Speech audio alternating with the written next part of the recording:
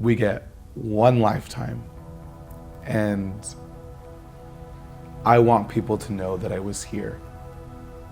I want people to know that I bumped in this ring. I want people to know that I was in Long Beach. I want people to know that I was in Florida. I want people to know me, and I want them to know me forever, because life gets hard, and life can be hard when you're a kid. Life can be hard when you're an adult. But sometimes you just need that push. You just need someone to tell you, I've had it rough too, but look at where I am. And I'm not doing that to kind of gloat about myself. I'm doing that to hold your hand and get you to stand in first place too. Jake Atlas, a man who's been making headlines around the wrestling world, someone with quite a buzz in his own right, coming out of Los Angeles, California. Whoa, the agility.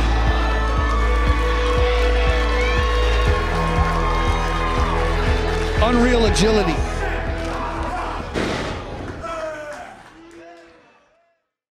So my mom and my dad were Lucha Libre fans when they were kids. So whenever we would take trips to Mexico, my entire family is over there. Uncles, aunts, cousins. One of the things we had to do was go watch Lucha. It was just something that they did in my family when they were young, and so they kind of passed it on to us. There is a luchador who was a mega heel in Mexico named Cibernetico. It was a small arena show, but he happened to be the star for that night, and he was in the main event. My uncles were heckling him the entire time, and I'm a little 4 or 5 year old boy just sitting there like, what's gonna happen to me? They're gonna get me in some trouble. And homeboy Cibernetico straight up looks in our direction at our uncles and like flips us off. And I remember being so afraid that at the end of the show, he was gonna come after my uncles, come after me, because I thought wrestling was real at that point, and he scared the crap out of me.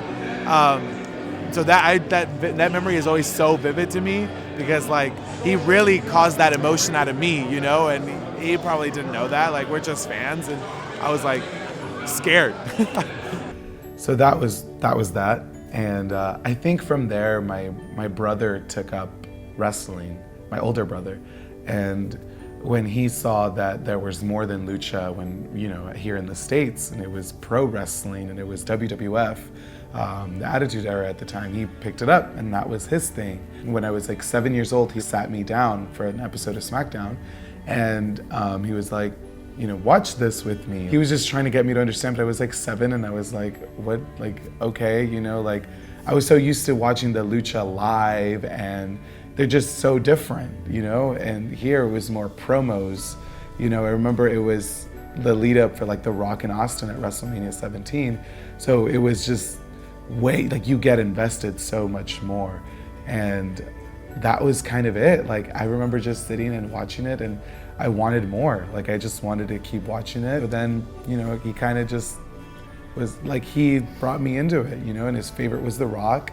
And I was like, he's in love with this character that like makes him feel like it was a whole nother world for me. Like, it was just so different, because we would see these luchadors and they were just so flamboyant and so extra, like with their capes and everything, and but that was that. And to see, you know, him being like, you know, rooting for someone and like being behind that person, like at 7, that was like, what? You know?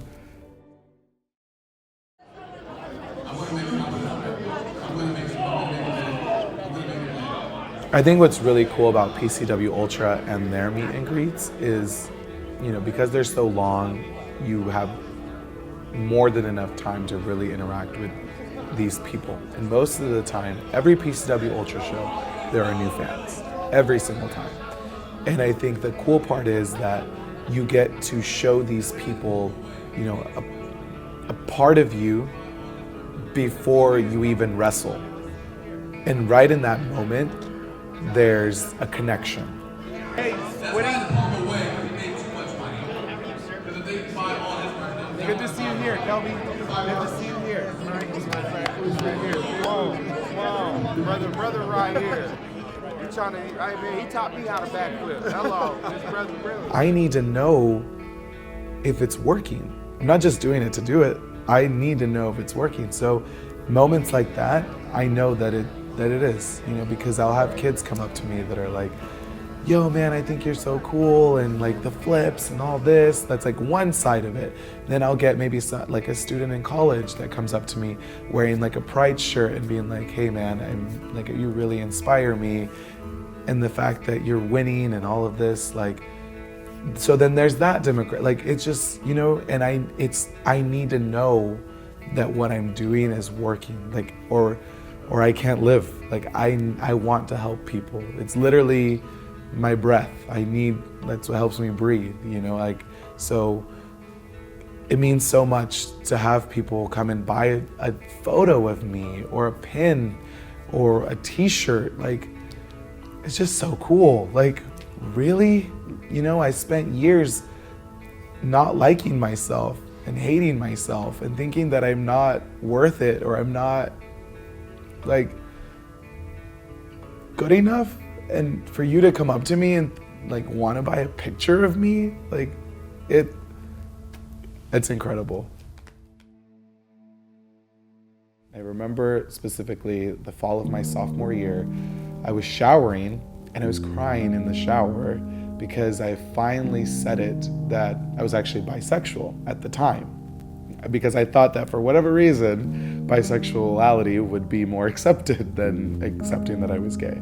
I didn't know how my family would take it. I didn't know how the response would be. I didn't know if I would get kicked out. So I always knew that like something wasn't right, So when I finally came to terms with saying it, that moment in the shower and saying I'm bisexual, it was like a huge like weight off my shoulders, but like I knew that it was just a whole other battle that I needed to face, because it was then telling the people around me, it was then going to tell my mom. And then little by little, I started coming out to close friends and I said, hey, this is how I'm feeling. This is, how I am. And I think I did that because the more you do it, you get more strength. And that's what I needed. I needed strength to be able to tell the most important person, which was my mom. And little by little, I had different reactions. I had indifferent reactions. I had negative reactions. I had positive reactions. But I felt like just getting a reaction was just all I needed. And I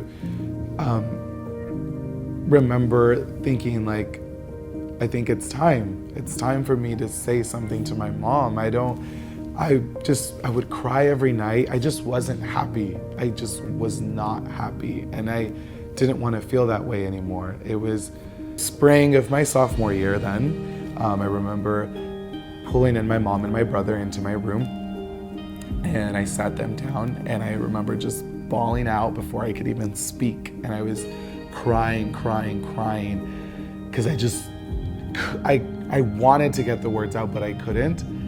And I remember apologizing. I was like, I'm so sorry, because I knew that I was a disappointment already. So I remember saying, I'm so sorry, but I'm gay. And that was the first time I had told myself that too, right in front of them. And I just kept crying. And the first thing that my mom tells me was like, that's not okay. And I didn't really think I would hear that. I was really thinking for something more hopeful. And she was like, that's not okay. Are you sure? And she started crying, and she said that, it's the devil's omen. She just, in Spanish, she was just telling me that it was just not right and that I needed help, and it was hard, but it was at that moment that I realized that I was kind of on my own as far as raising myself mentally and emotionally. I knew that I couldn't count on her, and I knew I couldn't depend on her at that time. And it just made me stronger in a way, but also it made it harder to be open with the world, which is why it took me so long to come out publicly and tell the wrestling world and tell people like, this is who I am. I've wrestled some incredible people, like Darren Young, who's known as, or Fred Rosser, was Darren Young in WWE. He was the first openly gay WWE superstar, and I had the chance to wrestle him in a match for promotion Nuclear Heat Wrestling. And that was a huge highlight for me because I was already out and he was out, and it was just so cool that we could have a match between two wrestlers that people just know that that's our background, but like the match had nothing to do with that. As it should be, you know, because we're athletes and wrestlers first. And the match was fantastic.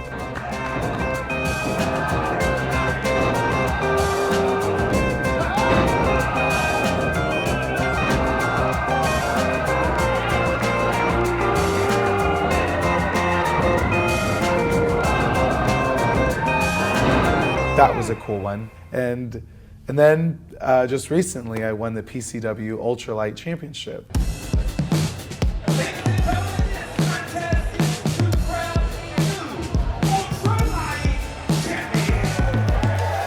Showtime, baby. I wrestled Fidel Bravo, Eli Everfly, Oraculo, and a returning Douglas James. And it was a 5-way scramble match.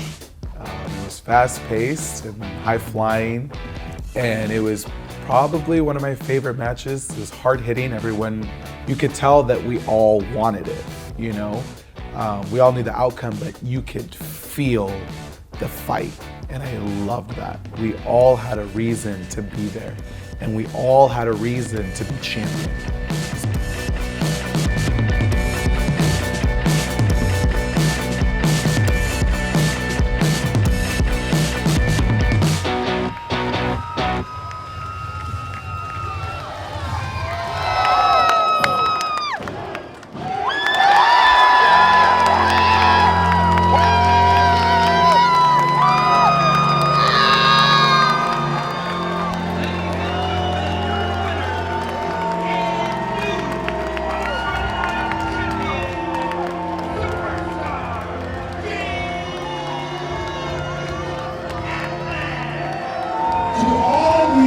Who cheered my victory, thank you. And just so you know, I blew my knee out during the match and I finished, so I want you to remember that the next time you call in sick to work. 2019 is my year. It is the year of redemption. It is the year for all of us to be kind to each other.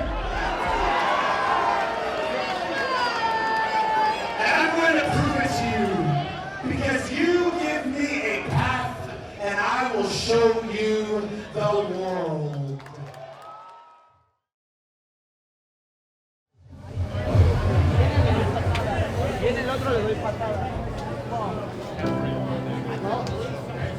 Whatever, dude, I felt so bad about that. I don't even know what happened, dude. Like, I saw you, and I reached and you were gone.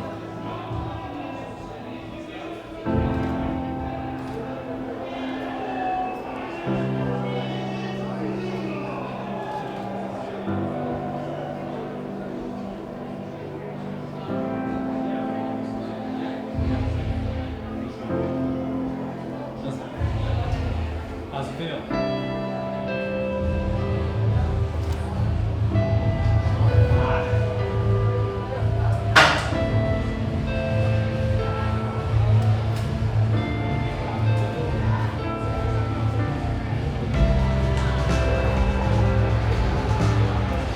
Accidents happen in wrestling. But I did it. I earned it. They can't take that away from me. No matter how it happened.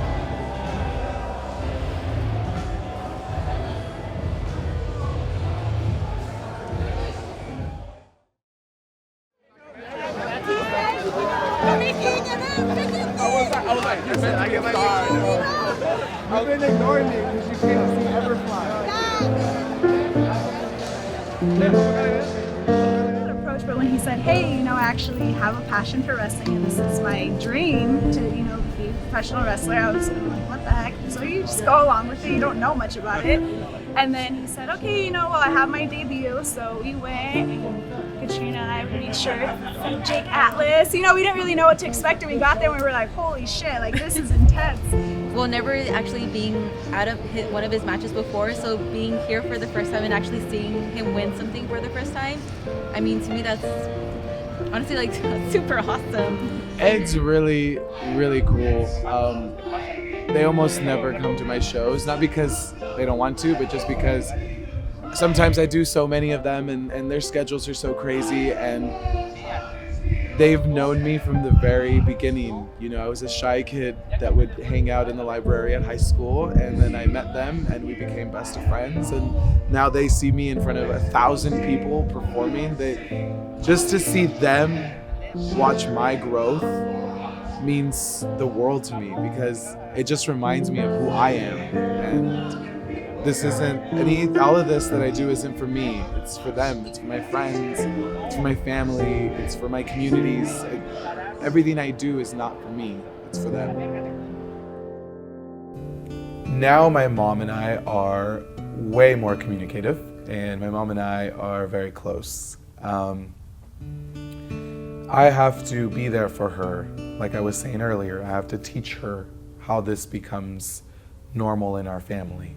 I know that for her, it's more of a hate the sin, love the sinner type deal, but every day we're having conversations, and I love her to death for trying, and I'm very proud of her progress. She went from completely telling me that I'm a disappointment and that I'm the devil's son, to being the most supportive person in my life. I tell her all the time if I'm, like talking to someone and she's willing to hear it and talk about it. And I'm really, really proud of her progress, because it could have gone the other way. So I love her, and I'm thankful that she's changed.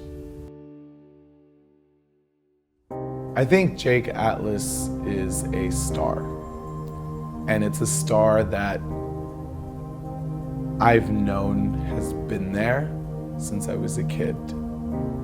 Every time I walk into a room, I know that I get people's attention. Whether it's good or bad, I have it.